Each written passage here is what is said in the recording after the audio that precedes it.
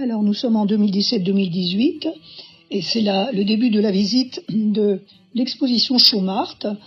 Et on va commencer avec le travail de Sylvie Legendre qui présente des toiles très optimistes, très colorées, avec des personnages en graphisme issus de ces couleurs. Alors là, on continue avec Florence Loire, qui nous présente 3 toiles dont les objets, les choses figuratives sont issues de la matière de ces tableaux. Alors on continue avec Jean-François Husson. Jean-François qui est le président de Chaumart, mais qui en est aussi le fondateur. Et Jean-François, dans les années 80, a ouvert à la Chaume la première galerie d'art. Jean-François est un coloriste et un matiériste hors pair.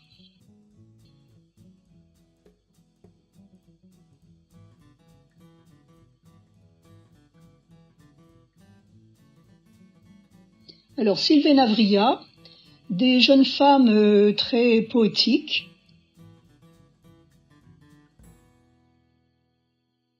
Et en même temps très érotiques. Celle-ci avec ses jartelles et ses petites dentelles, elle est très érotique. On continue avec Xian qui nous propose un bestiaire et des animaux anthropomorphiques.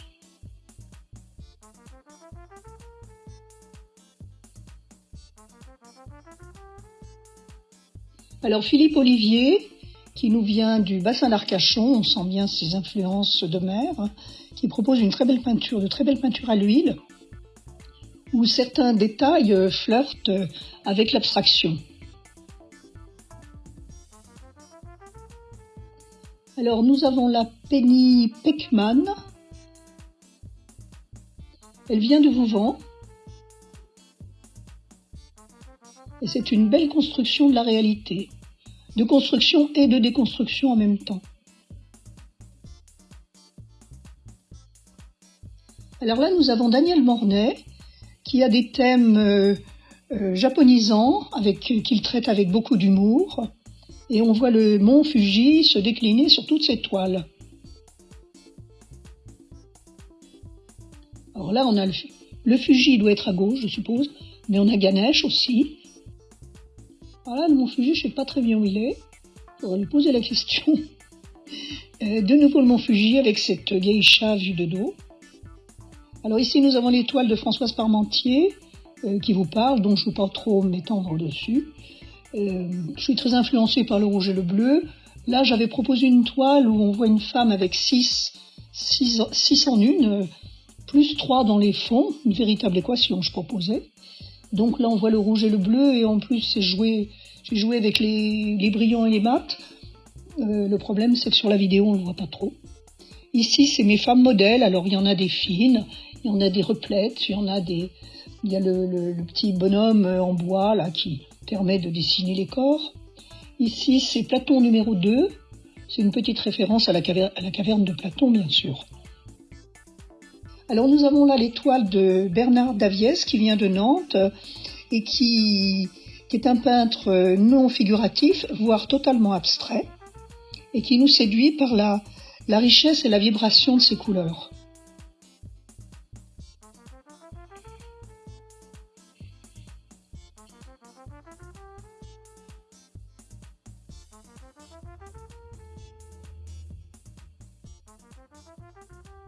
Alors Marie Desaulles, qui nous plonge dans un autre monde, c'est son monde intérieur, la matérialisation d'un invisible, de l'inconnu de l'être, de son être,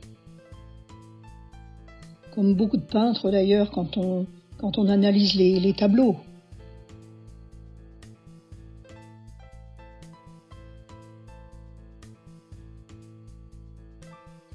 Alors on continue avec Yves Martinet. Il nous montre des planètes pour nous conduire vers un autre monde, d'autres histoires, un monde parallèle qui de temps en temps est ponctué de quelques coquelicots pour peut-être nous ramener une autre réalité. On pense à quelques dessins de bande dessinée ou de films. Alors ici, c'est un travail de Franck Devaux, Le monde de la nuit, et de la musique qui est soulignée par des couleurs chaudes et des lumières artificielles vives. Alors Patrick Hénaf, c'est un assemblage de techniques mixtes, huile, acrylique et collage.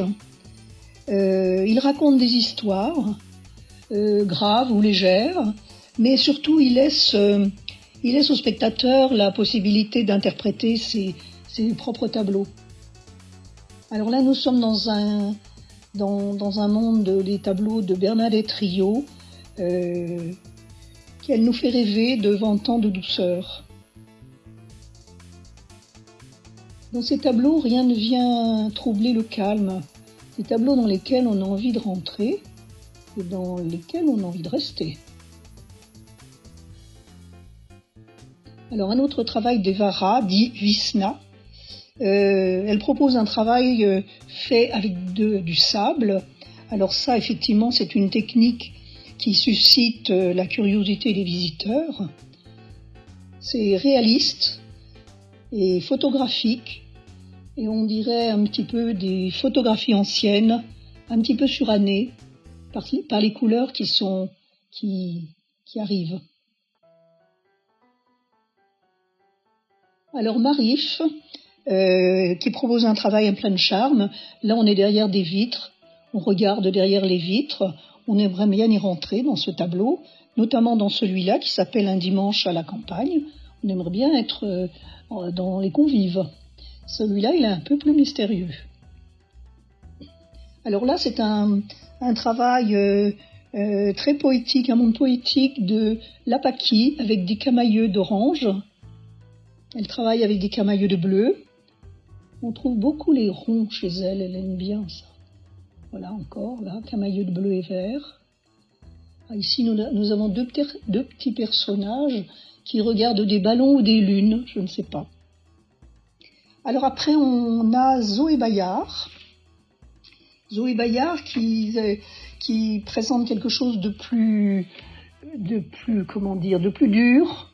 J'ai même entendu un visiteur parler de ces tableaux en citant Bilal, le dessinateur.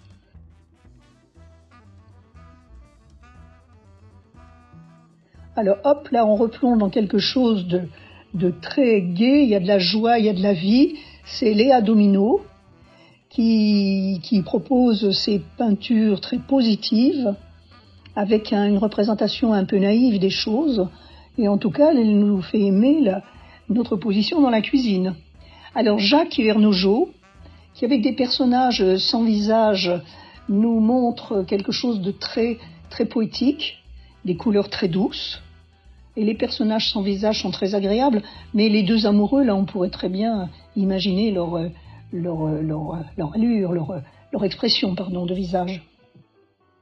Alors ici, nous avons Marie-Françoise Brossard, qui montre des vagues, de très belles vagues avec de belles lumières. Et là, deux petites autruches qui vous disent curieuses, vous avez dit curieux.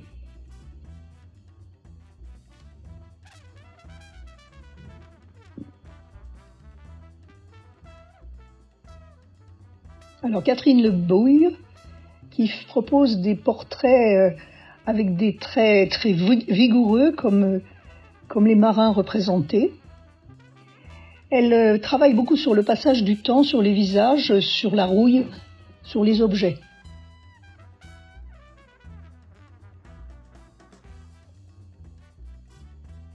Martine Favreau, du rêve en bleu. Elle invite à la contemplation.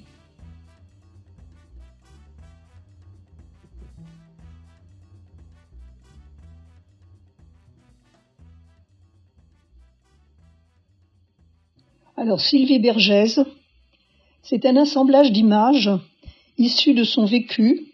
La femme au milieu, là, c'est son grand-père qui l'avait peinte, il paraît. Et Sylvie compose compose de la musique qu'elle met sur ses tableaux pour renforcer l'atmosphère de la toile.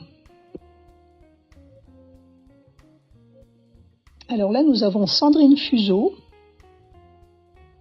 sur des supports en bleu et orange. Nous propose une écriture calligraphique très élégante et très raffinée.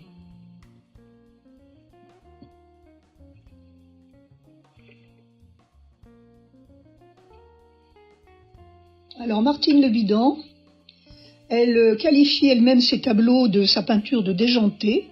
Donc je le dis parce que moi je ne me serais pas permis de le dire, mais c'est vrai qu'elle propose des personnages très, très drôles comme ces deux-là, ces deux amoureux. Celui-là un peu inquiétant, celui-ci encore plus inquiétant. Et puis cette petite femme très détendue avec ses fesses calipiges.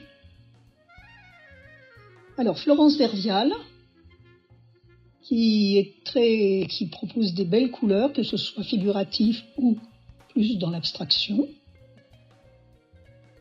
Là, nous avons France Ripper, et avec elle, on passe du fantastique au fantasmagorique. Là, elle a un tableau qui s'appelle « T'as qu'à voir ».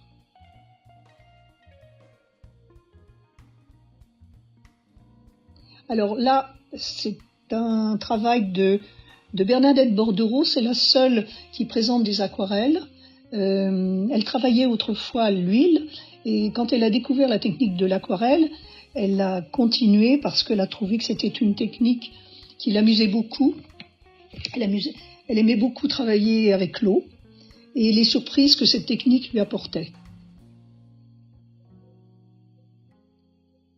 Là, nous avons Fujita Bernick qui fait un travail de tressage avec différentes matières, très agréable à regarder et à une grande douceur. Travail de carreaux, des évocations de lieux, de moments et des atmosphères personnelles.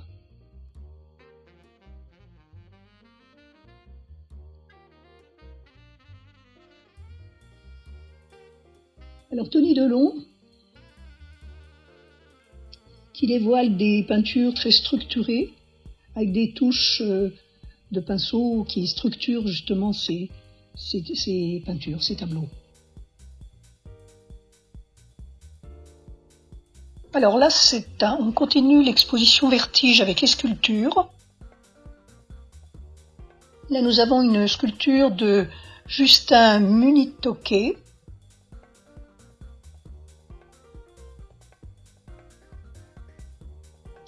qui, comme vous le voyez, travaille le bois.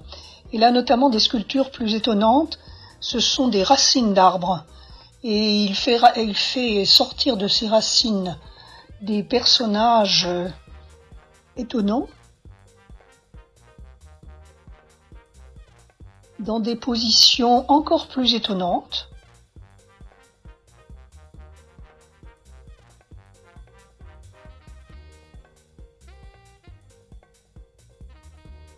Là, il a gardé une partie du haut de son arbre. Là, on a des personnages qui sont des acrobates, avec des tailles différentes. Et les acrobaties et la nudité de ces personnages me font quand même bien penser un petit peu à certaines positions du Kama Sutra. Là, nous avons Ulysse qui revient, le retour d'Ulysse, ça s'appelle le retour d'Ulysse. Et il y avait une grande envie à son retour de serrer sa femme dans ses bras. Alors là, on continue avec quelque chose de très différent, des marbres de Mauricio Arancibia, des beaux blocs de marbre. On trouve des animaux,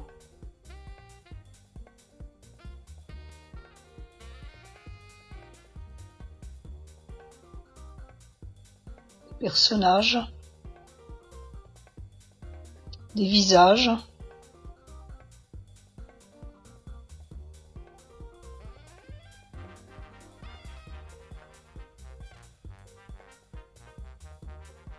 un assemblage de visages et de chapeaux d'animaux, d'oiseaux. Alors là, on revient à des sculptures en bois. Les sculptures en bois de Didier Gouet.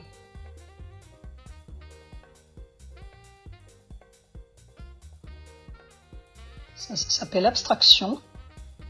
Et alors, il nous propose des sculptures avec des visages très expressifs, très lisses, tout en gardant le côté brut du bois, de ses branches, peut-être bien de ses racines d'ailleurs au-dessus. Très beau visage, très lisse.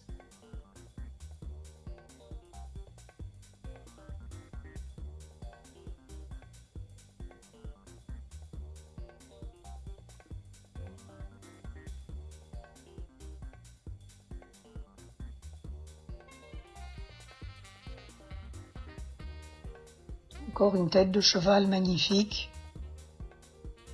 lisse, blanc, avec toujours le reste, le bois laissé brut. Alors là, c'est autre chose, c'est des sculptures de Brigitte Vlahovic qui nous présente ces femmes. Ce sont des femmes qui sont puissantes, ce sont des guerrières. C'est un petit peu comme les peintures qu'elle avait exposées l'année précédente.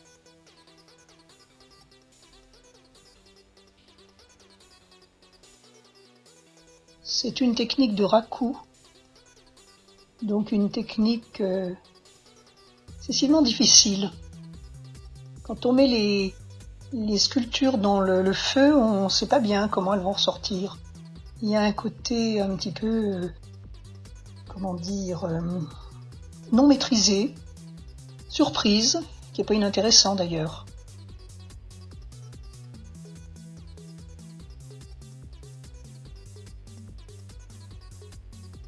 Domine celle-ci, dominante.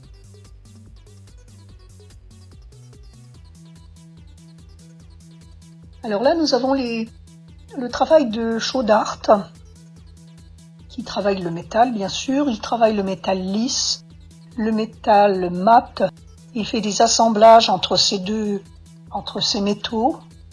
Ici, nous avons un pêcheur avec son bâton, sa pipe. Voilà, la casquette. Cette année, il a fait des sculptures sur le thème de la mer, les bateaux, les poissons.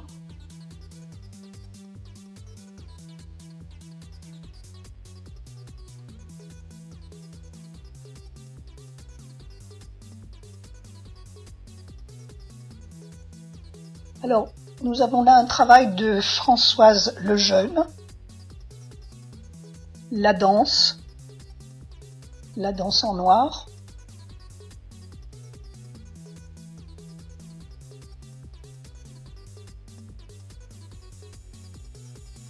La danse en blanc.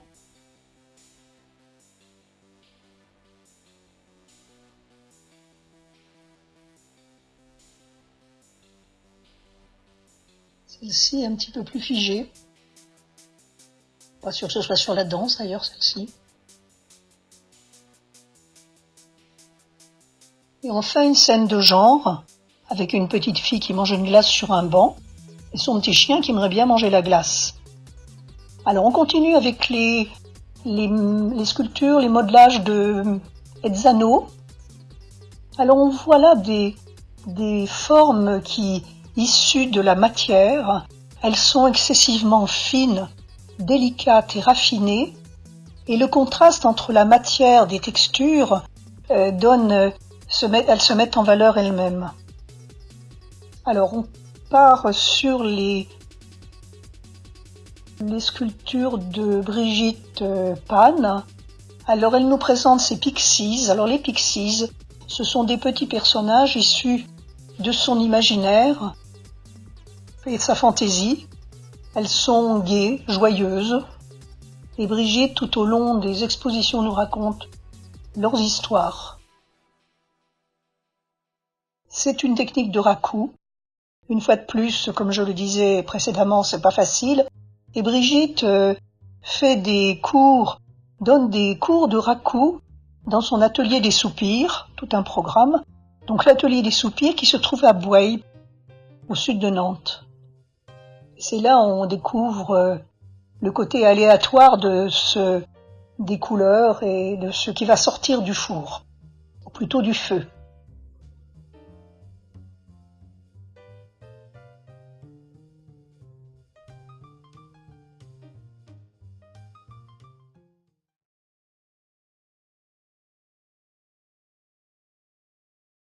Suite à l'exposition Vertige, nous avons dans la salle des gardes le peintre LGH, soit Léon Gauthier-Husson, peintre du début XXe. Ses œuvres sont présentées par son fils, Jean-François. Alors voici la famille Husson-Gauthier. Là, c'est Victor Gauthier, l'aïeul de la famille, qui était breton, du côté de Saint-Malo, qui a donné naissance à toute sa tribu de peintres. Donc on voit que c'est mon père qui l'a fait. On voit qu'il est satisfait de voir son petit-fils en train de faire le portrait. Il a un sourire quand même assez rigolo. En dessous, vous voyez mon père avec ma fille, en train de se promener dans la forêt. Alors là c'est de la gouache. Mon père était excellent dans la gouache. Il en a fait énormément, donc il faisait de la gouache. À droite, c'est moi avec la croix au pastel. Alors je suis très fier de ce tableau, parce que la croix je l'ai pas eu souvent, mais là je l'avais, content comme tout. Et là vous avez l'autoportrait de mon père.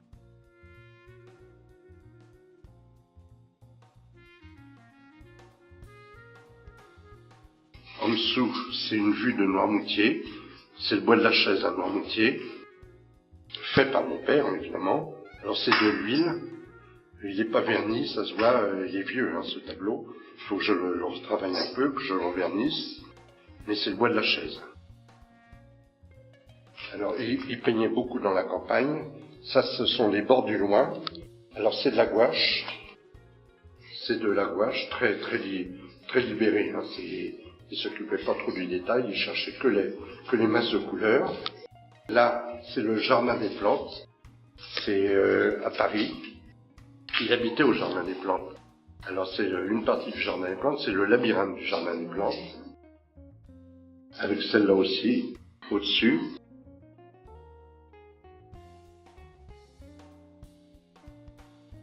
Les vaches, elles sont de partout. Elles sont internationales. C'est toujours le Jardin des Plantes.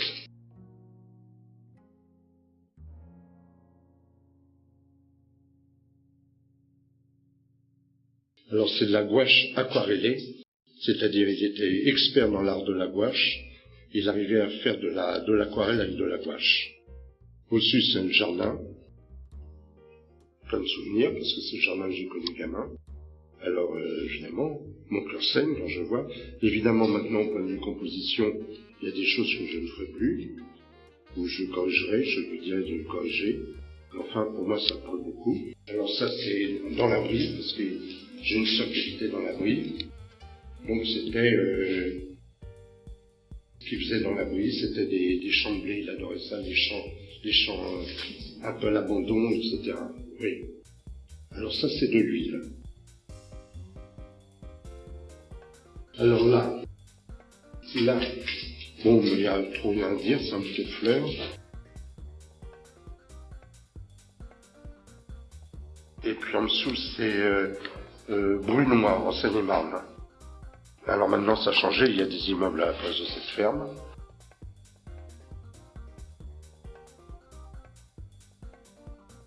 Alors là, c'est certainement un de ces plus vieux tableaux. C'est en banlieue parisienne. Ça doit être en 1943, quelque chose comme ça. C'est de l'huile.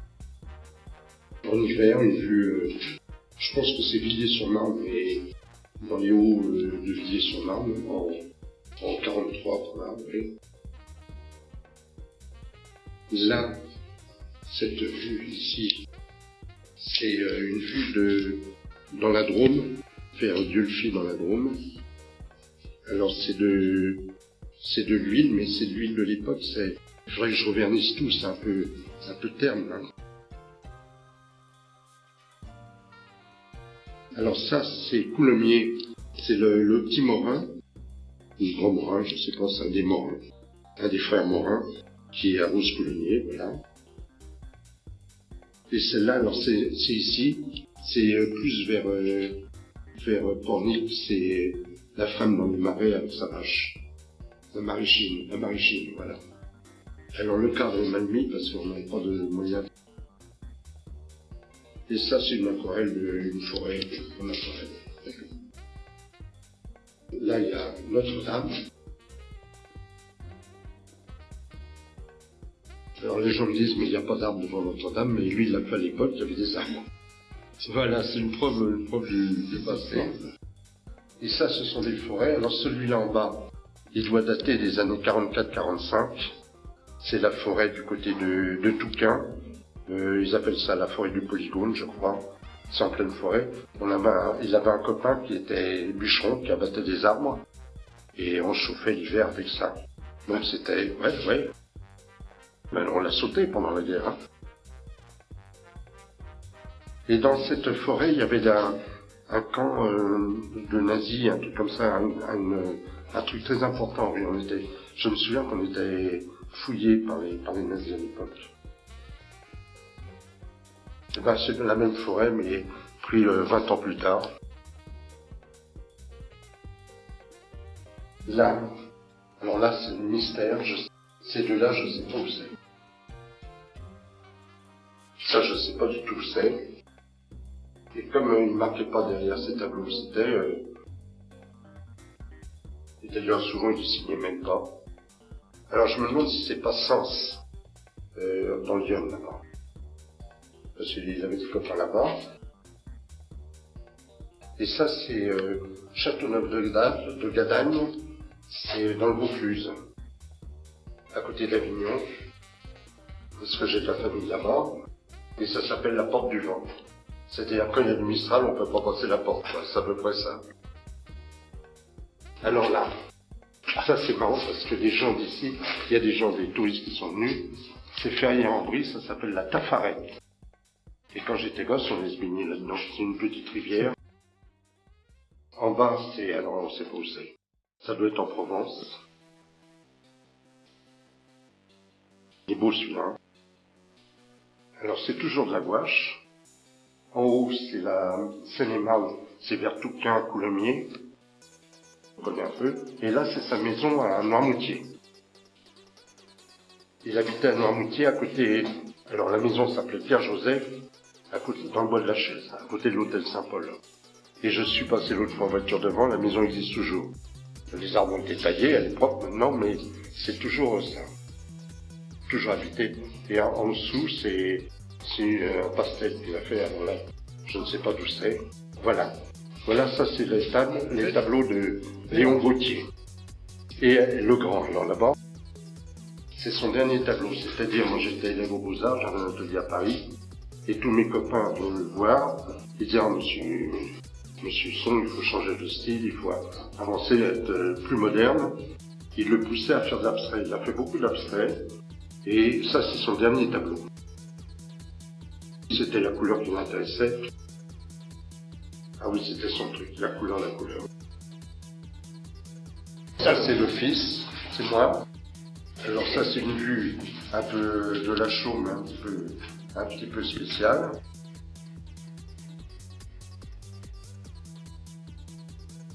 Et là, je fais des recherches. Donc, c'est mon dernier tableau que j'ai mis. C'est de l'acrylique, là. C'est de l'acrylique. Alors ça, c'est mon beau-frère a un terrain à Verré avec un étang, et j'y suis tout le temps fourré. J'adore ça. Ça, les couleurs, je m'éclate. Oui, il est beau celui-là, je pense que je l'ai vendu, mais j'en suis pas sûr. Et puis là, en bas, c'est une vue de la mer. J'appelle ça les calanques, parce que j'avais fait en pensant aux calanques de Provence. Alors, ma fille, d'abord, la génération sculpture, ma fille qui fait du tricot et qui cartonne au point de vue commercial. Elle en vend beaucoup, donc c'est tout ce qui nous reste. Et voilà. Oui, ça plaît beaucoup son truc. Moi, à vrai dire, je suis un peu insensible, mais je trouve ça beau. Et je suis surpris de voir ma fille faire des sculptures. Alors, je suis le père, alors je suis bailli. Oui, voilà. C'est du tricot qu'on fait. Du crochet, du tricot. Et alors la petite fille qui se prépare à une école d'art, on l'a mise à l'honneur. Elle a 14 ans et demi, donc on la met un petit peu à l'honneur. On la pousse un petit peu à la roue, quoi, voilà. Voilà la famille Husson, la génération Husson. Alors il y en aura d'autres derrière, parce qu'il va y avoir des petits-enfants. On va faire aussi du Husson, ça va être merveilleux. On sera rejoint par le temps, voilà. Mais enfin, c'est intéressant.